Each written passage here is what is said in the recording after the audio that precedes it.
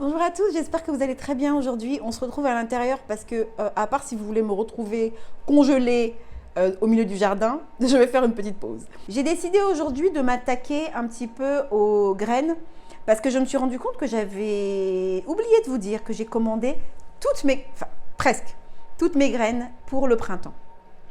Avec un petit bémol pour les tomates parce que je voulais recommander exactement les tomates que j'ai fait pousser l'an dernier. Je les ai pas achetées en ligne en fait les graines pour mes tomates, donc j'attends qu'elles soient disponibles dans le magasin où je les ai achetées.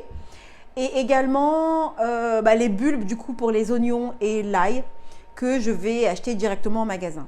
Je vais essayer de faire des économies aussi parce que les graines c'est beaucoup moins cher que d'acheter des plantes déjà matures parce que ça peut revenir très très cher et franchement voilà. Écoutez, les économies les gars. Donc je me suis dit qu'est-ce que j'ai déjà fait pousser l'an dernier qui a bien fonctionné? Les alissums, si vous vous souvenez, c'est ce qui a le plus pris. Enfin, je suis particulièrement fière des alissums parce que ce sont les seules graines que j'ai plantées à même le sol. Et ça a pris et j'étais super contente. Donc, j'ai pris des notes dans mon carnet de à quel moment j'ai planté quoi. Aussi bien les graines que j'ai commencé à l'intérieur que les graines que j'ai commencé à l'extérieur. Enfin, c'est le bordel dans mes notes. Mais je me retrouve parce que je sais à quel moment j'ai planté quoi, quand ça a commencé à pousser, quand j'ai transplanté dehors. Je voulais vraiment garder des traces de tout et je vous conseille vraiment de le faire, surtout quand vous débutez, pour vous souvenir non seulement de ce que vous avez fait, mais aussi de ce qui a fonctionné et de ce qui n'a pas fonctionné. Donc j'ai commandé les graines des fleurs que je veux faire pousser. Il y en a certaines que je vais commencer à l'intérieur, d'autres que je vais planter directement à même le sol. Ça dépend en fait de ce qui est recommandé, tout simplement. J'ai pris un peu un mix des deux. J'ai aussi pris des graines de plantes que je vais faire soit pousser à l'intérieur, soit à l'extérieur, peu importe, mais qui vont être mélangées avec les légumes qui vont pousser dans le potager. Ce qu'on appelle des compagnons, c'est-à-dire des fleurs qui ne vont pas être dérangeantes pour la pousse des légumes, qui ne vont pas prendre beaucoup de place également, et surtout qui vont être bénéfiques, c'est-à-dire qui permettent de créer une barrière entre certains nuisibles et les fruits ou les légumes que vous voulez faire pousser, et en même temps permettent d'apporter aussi, ou plutôt d'amener les bons insectes, c'est-à-dire les papillons, les abeilles, voilà, qui vont attirer un environnement bénéfique pour vos légumes, vos fruits. Voilà. Donc je vais vous montrer un petit peu après sur mon ordinateur tout ce que j'ai déjà commandé pour que vous ayez une idée. Et aujourd'hui, on va mettre en pot des graines de géranium. Je suis super contente, j'ai fini par trouver, vous savez, je vous parlais des géraniums que j'avais vus dans un reportage sur Arte qui avait été diffusé sur YouTube. Et j'étais tombée absolument amoureuse de ces géraniums et je les trouvais nulle part. J'ai trouvé des graines que j'ai commandées il y a peut-être 2 semaines, je les ai reçues là, il n'y a pas longtemps, il y a quelques jours. Et en fait, le vendeur, pareil, je les ai trouvées sur Etsy, le vendeur m'a envoyé des graines supplémentaires d'un autre type de géranium. Trop contente. Mais d'abord, je vais commencer par vous montrer où je stocke mes graines et aussi vous expliquer comment stocker vos graines. Alors, ceci est le placard, enfin c'est un cellier dans lequel nous gardons pas mal de choses, on stocke pas mal de choses. Et alors attendez que j'allume la lumière. Hop. Il est tout en cèdre et c'est pratique parce qu'en fait ça permet de garder tout au frais. Rien ne peut pourrir dans cet espace. Quand je ferai, j'espère pouvoir faire pousser des pommes de terre, je les garderai dans ce placard-là. Alors, ce sera protégé avec de la jute et tout ça, mais ça permet de tout garder au frais et d'éviter que ça pourrisse. Donc, il y a aussi des vêtements. Ça, c'est ma robe de mariée. Ça, c'est la tenue de baptême de Grace quand elle était bébé. Mais voilà, on garde aussi de la nourriture, enfin, on garde pas mal de choses.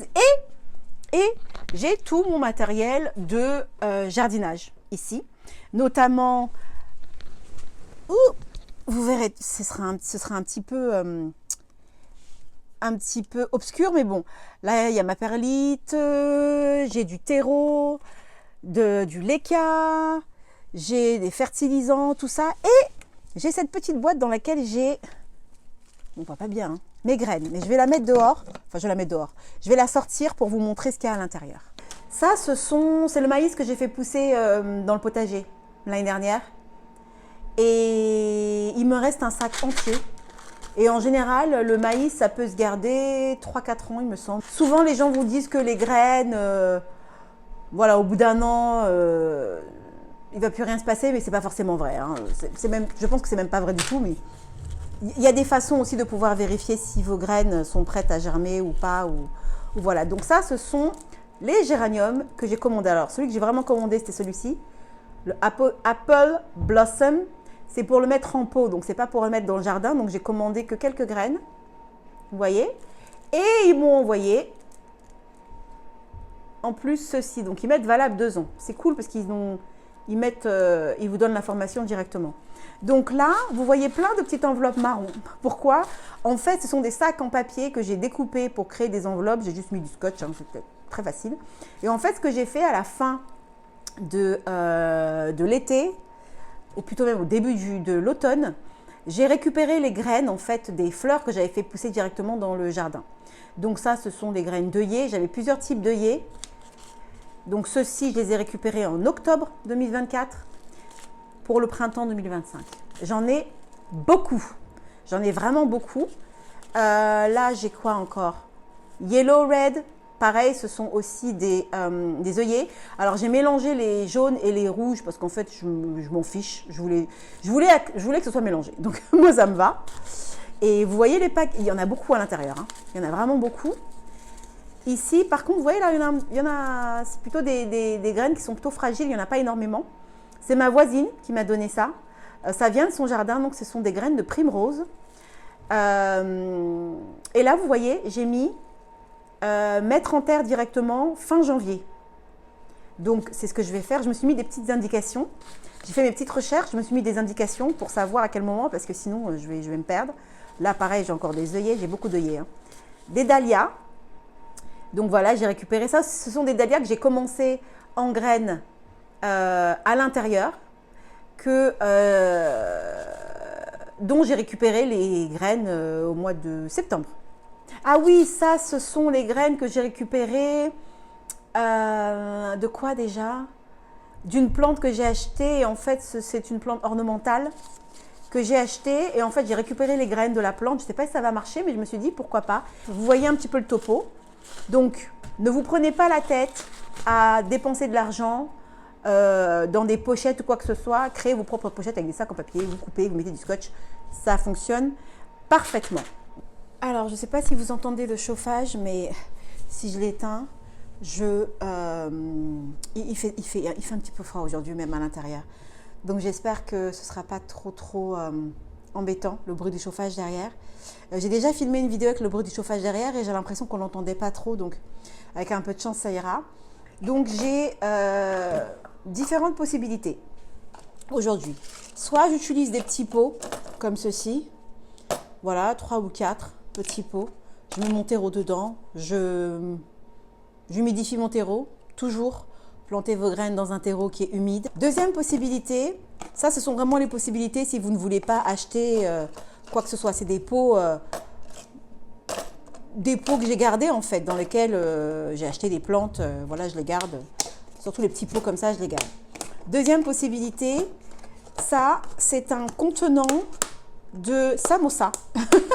J'avais fait une commande dans un restaurant indien. Et en fait, je commande souvent dans ce restaurant. Je me suis dit, mais pourquoi je garde jamais les contenants? Donc, la prochaine fois que je commande, je les garde. Parce que ça, c'est parfait pour les semis. C'est parfait pour faire pousser vos graines à l'intérieur. Et puis après, évidemment, quand ça commence à pousser, vous allez les séparer, les mettre dans des petits pots comme ceci. Mais c'est un bon départ parce que vous avez cette petite cloche que vous pouvez garder par-dessus. Ce que je vous recommande, par contre, c'est de faire des petits trous à l'intérieur. Vous pouvez faire des petits trous avec un couteau, hein, tout simplement. Ça se fait très facilement. Donc, je ne sais pas si je vais utiliser ça aujourd'hui ou si je vais utiliser ma troisième solution, qui est cette bouteille. Vous coupez la bouteille en deux. Vous pouvez soit mettre vos graines dans les pots et mettre les pots dans le fond de la bouteille et garder en fait la partie supérieure comme une espèce de cloche. Ou vous pouvez directement mettre le terreau dans le fond de la bouteille, faire des petits trous et utiliser le fond en fait comme un pot. Plusieurs possibilités aujourd'hui. Je crois que je vais utiliser la bouteille. Désolée pour le bruit. On va essayer de couper encore un petit peu plus.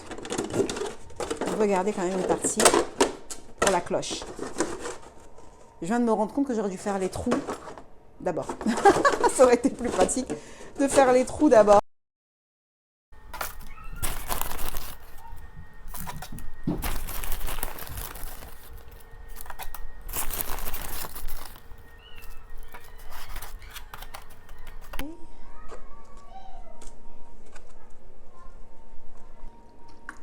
On va arroser.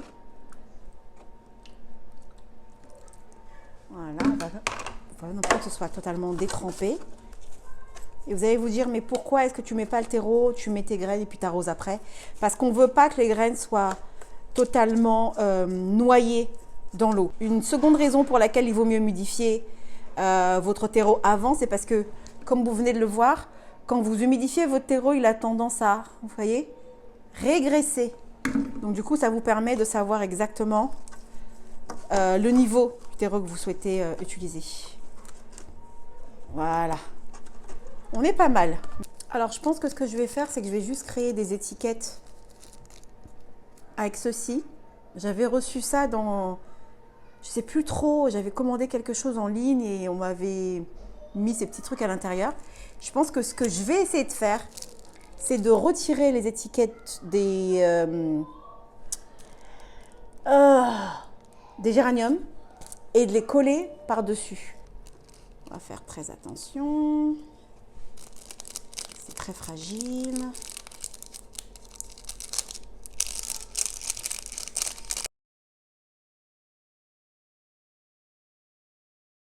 Vous voyez comme c'est minuscule. 1, 2, 3, 4, 5 et 6. Ok. On va faire la petite étiquette.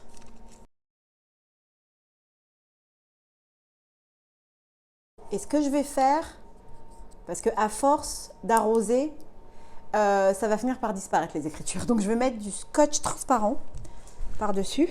Et voilà. Et je mets ça ici. Je vais mettre ça comme ça. Hop. Et on va faire la même chose pour le second. Et du coup, je vais garder ceci. Parce que ce sera parfait pour remettre des graines dedans. Ok. Alors, on va faire 1, 2. Oups. 3, 4 et 5. Non, don't move. 5. Voilà. Je vais faire en sorte de vraiment bien séparer. On voit vraiment bien la séparation des deux.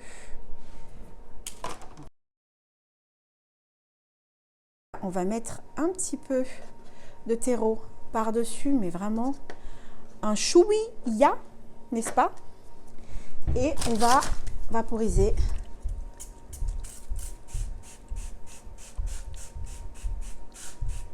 Donc ce que je vais faire, c'est que je vais mettre ça comme ceci. Je vais quand même mettre un petit bout de scotch au milieu, juste pour que ça ne reste pas totalement ouvert et que ça garde l'humidité le plus possible.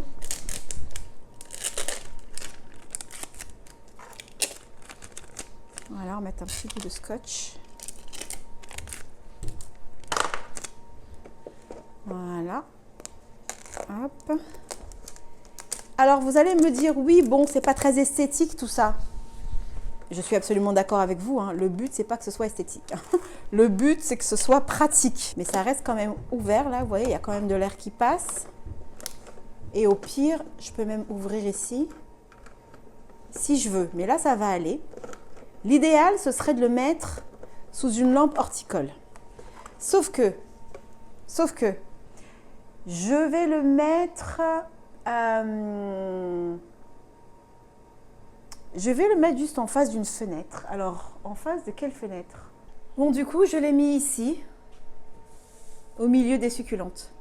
Voilà, au milieu des succulentes. Et je pense qu'il va bien se porter. Je pense que ça va aller. Là, c'est plein sud, du soleil, rétention de l'eau, protection aussi du froid. Je pense que ça va aller. Alors, comme je vous le disais, j'ai commandé aussi bien des légumes que des fleurs qui vont être compagnons de mes légumes, mais aussi des fleurs pour planter dans le jardin. Certains que je vais planter à même le sol, certains que je vais commencer en intérieur. J'avais commencé pas mal de graines en intérieur l'année dernière, les œillets. J'avais commencé, j'allais dire tous les légumes, mais non. Il y en a certains que j'avais acheté des plants en jardinerie. J'avais acheté du kale en jardinerie, du choucal, on appelle ça le choucal, on appelle ça kale en anglais. J'avais acheté la salade, c'était des plants aussi. Les tomates cerises, c'était un plant tomate cerise. J'avais pris mon légume préféré qui est quand même d'aubergine, j'allais dire, j'ai oublié le nom alors que c'est mon légume préféré. J'avais acheté un plant d'aubergine aussi en jardinerie. Tout le reste par contre était donc des graines que j'avais plantées en intérieur et qu'ensuite j'avais transplantées à l'extérieur dans les bacs, dans les jardinières si vous vous souvenez bien. La seule raison pour laquelle certaines graines que j'avais plantées, donc le poivron et par exemple les concombres, n'avaient pas pris parce qu'il n'y avait pas assez de soleil et vous vous souvenez où j'avais installé le potager. Bon, c'était pas le meilleur endroit, mais c'était pour faire un essai et franchement l'essai a été concluant. Donc on va pas se plaindre, tout n'a pas pris à 100%, c'est pas grave. Les échecs sont faits pour apprendre et pour évoluer. Donc on apprend et on évolue. Donc j'ai commandé une plante qui s'appelle Hyssop. Apparemment c'est le nom latin, c'est Agastache funiculum.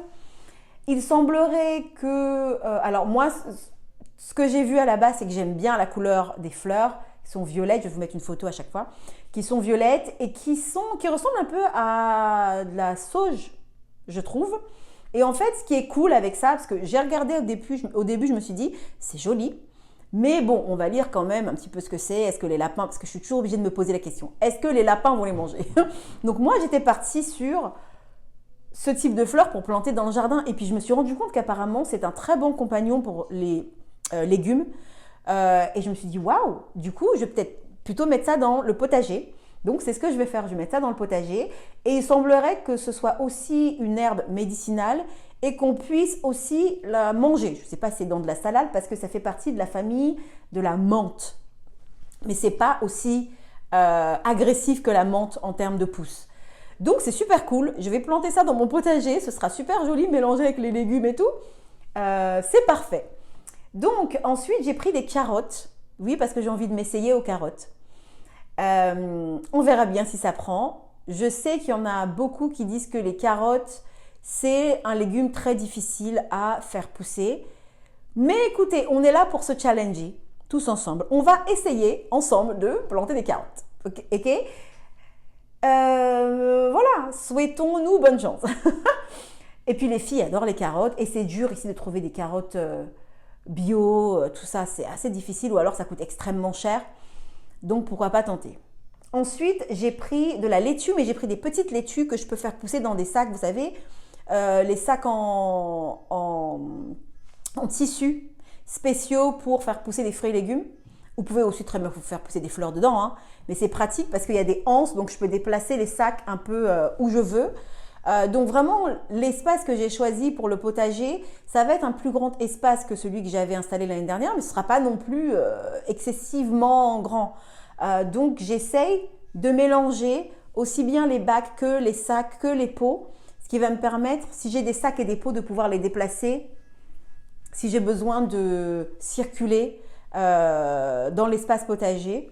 Donc je pense que je vais planter ces laitues directement dans les sacs. Et ce qui est bien, c'est que j'ai choisi des laitues, des mini laitues.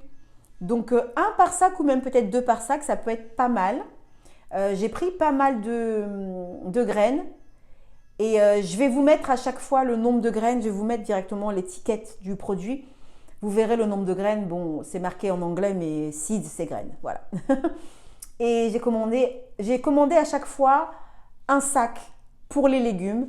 Par contre, pour les fleurs, pas toujours. Par exemple, pour les alyssums, j'ai recommandé des alyssums. J'ai pris des violettes que j'avais déjà l'année dernière.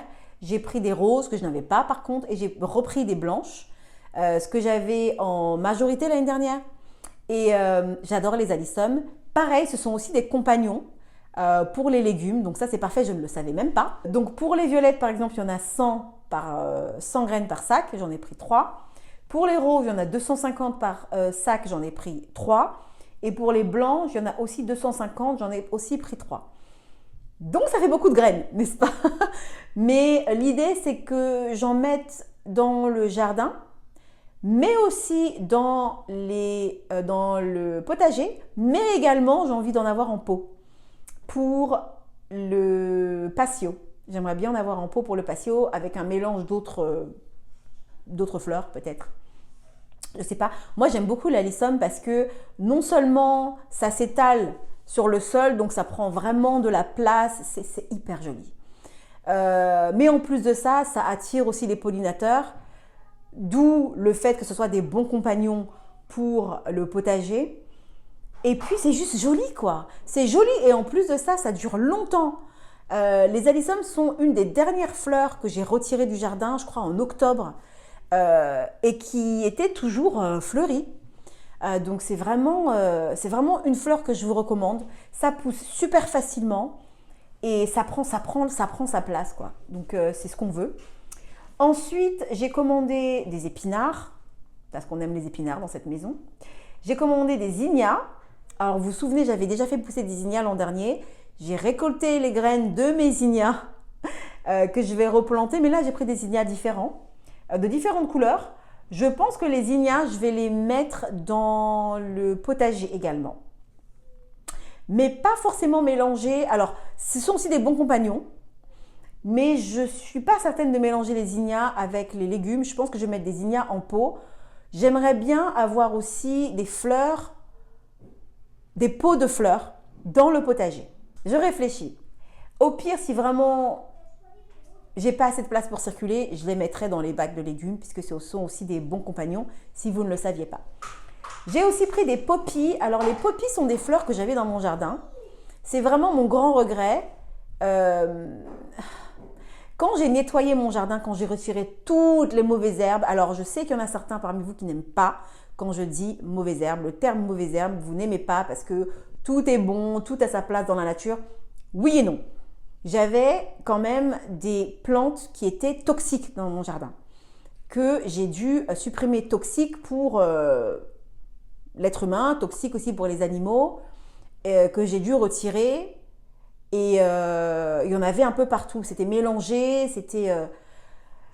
Voilà, donc je ne pouvais pas vraiment faire le tri.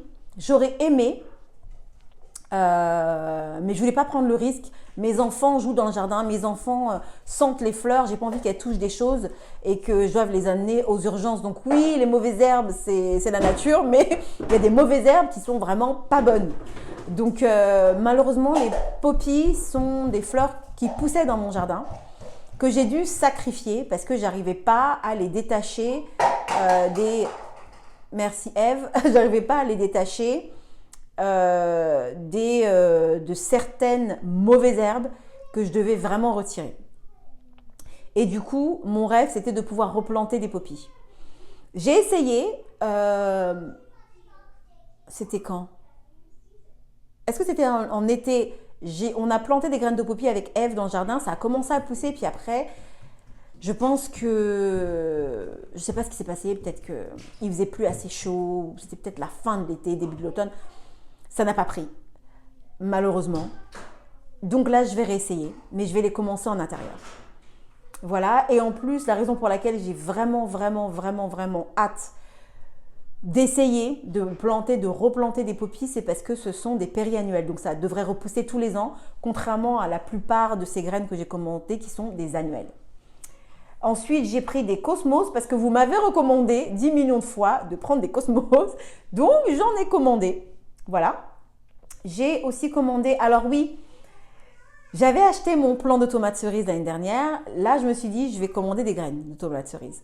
J'ai pris des tomates cerises indéterminées. Parce que vous savez, pour les tomates, vous avez les déterminés et les indéterminés. Les déterminés sont des plants de tomates qui vont vraiment produire pendant un moment et puis s'arrêter. Les indéterminés sont des plants qui vont plus pousser en grappe, ils vont plus pousser en hauteur. Et la grosse différence avec les déterminés, c'est que les indéterminés vont pousser pendant plusieurs mois. Les tomates que j'avais plantées l'an dernier étaient des indéterminés également, puisque j'ai eu des tomates sur tout l'été et aussi sur tout l'automne. On a eu beaucoup de tomates. Par contre, le plant que j'avais acheté directement en jardinerie, j'avais pas fait attention, j'avais pas, ou alors c'était pas noté, mais c'était des déterminés. Parce que ça a vraiment produit pendant un moment, puis après, il n'y avait plus rien, quoi. Donc j'étais un petit peu triste, mais bon. C'est pas grave, on a quand même eu quelques tomates cerises, c'était quand même sympa et c'était bien bon. J'ai pris également, donc je vous l'ai dit, du choucal. J'ai pris des concombres. J'ai eu, je crois, 3 concombres et des petits en plus qui ont poussé. Malgré le manque de luminosité, j'ai quand même eu 3 concombres l'année dernière. Les meilleurs concombres de ma vie. C'était tellement bon. Oh, c'était délicieux. Délicieux. Donc là, team concombre à fond. J'ai pris également des brocolis parce que dans cette maison, on adore les brocolis. On aime les légumes dans notre maison, on mange beaucoup de légumes. On essaye d'acheter que des légumes bio, mais alors je ne vous dis pas le prix des légumes. Ouh là là là là là, très cher. Donc, si on peut faire pousser des légumes, tant mieux. Et étant donné que le potager sera déjà installé, j'ai prévu déjà, alors j'ai pas encore acheté des graines ou j'ai pas encore fait toutes les recherches nécessaires vraiment à fond, mais j'ai prévu déjà de planter des choses en hiver. Parce que vous pouvez très bien aussi faire pousser certaines choses en hiver.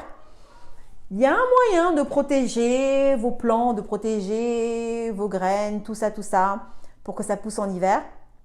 Mais vous pouvez faire pousser des carottes en hiver, vous pouvez faire même pousser de la laitue en hiver, vous pouvez faire pousser pas mal de choses en hiver, mais ce ne sont pas forcément les mêmes graines, parce qu'elles n'ont pas la même résistance aux températures. Mais je suis contente parce que je ne pense pas avoir besoin d'autre chose vraiment en termes de graines, à part pour les tomates, comme je vous l'ai dit, et puis il y avait autre chose.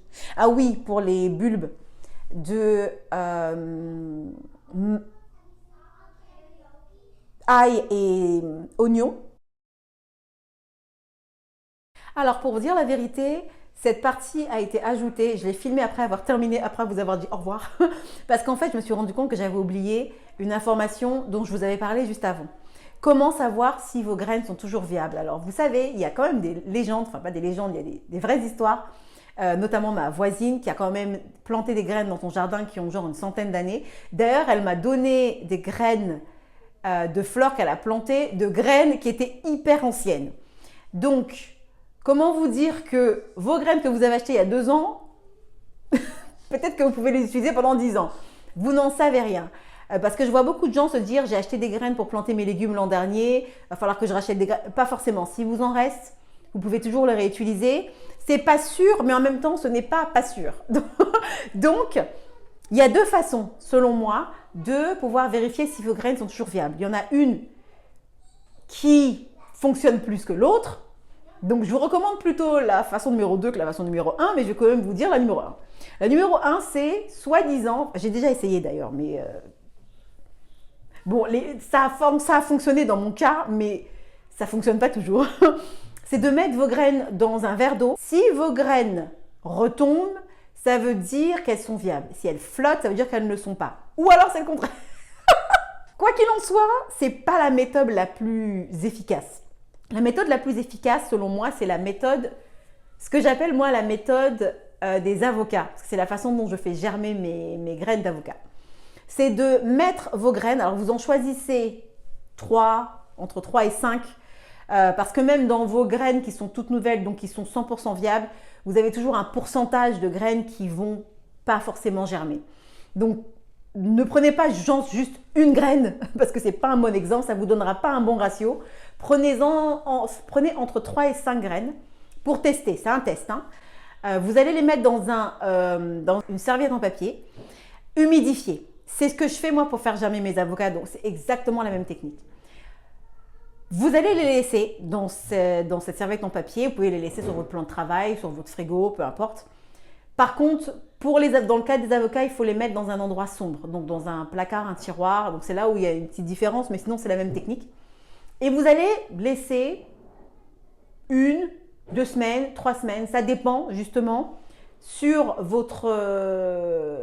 sachet de vos graines, quel est, selon la marque que vous avez choisie, selon le type de graines, voilà, ce qui est recommandé. Enfin, les instructions, c'est-à-dire est-ce que ça va germer au bout de 7 jours, est-ce que ça germe au bout de 10 jours, est-ce que ça germe au bout de 15 jours, et votre graine va germer ou pas, et vos graines vont germer ou pas.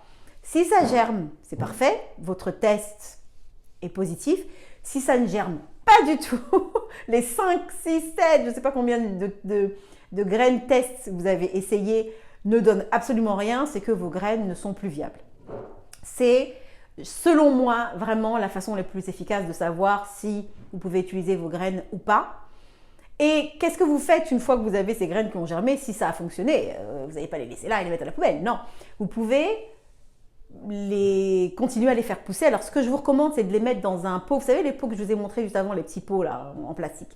C'est de les mettre dans un pot, mais du coup, d'en mettre un par pot. Ne les mettez pas tous ensemble parce que la graine a déjà commencé à germer et il lui faut de la place en fait maintenant. Et vous allez voir que c'est très fragile. D'ailleurs, je vous recommande d'utiliser peut-être une pince à épiler si vous avez une pince à épiler, ou alors une pince comme celle que j'ai utilisée moi juste avant. Alors cette pince, moi je l'avais commandée à la base parce que j'avais pour but dans ma vie de faire des terrariums. Bon, j'en ai fait un qui a duré 2 mois dans sa vie et puis après les plantes sont mortes.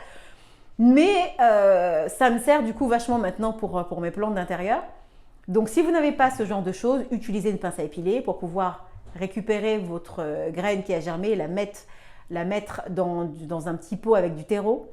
Et puis après, peut-être la mettre sur une lampe horticole ou sur un bord de fenêtre. Et puis la laisser faire sa vie avant de la mettre directement au sol. Je ne vous recommande pas de directement déplacer cette graine qui a commencé à germer en terre. Je pense que la transition est un petit peu brutale. Et ensuite, quand les températures sont, on va dire, plus stables, vous pouvez la mettre directement à même le sol, à l'extérieur, si c'est ce que vous souhaitiez faire à la base. Voilà, on s'est tout dit pour aujourd'hui.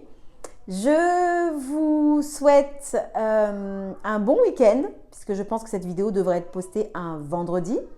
Et puis, on se retrouve très bientôt. Bye!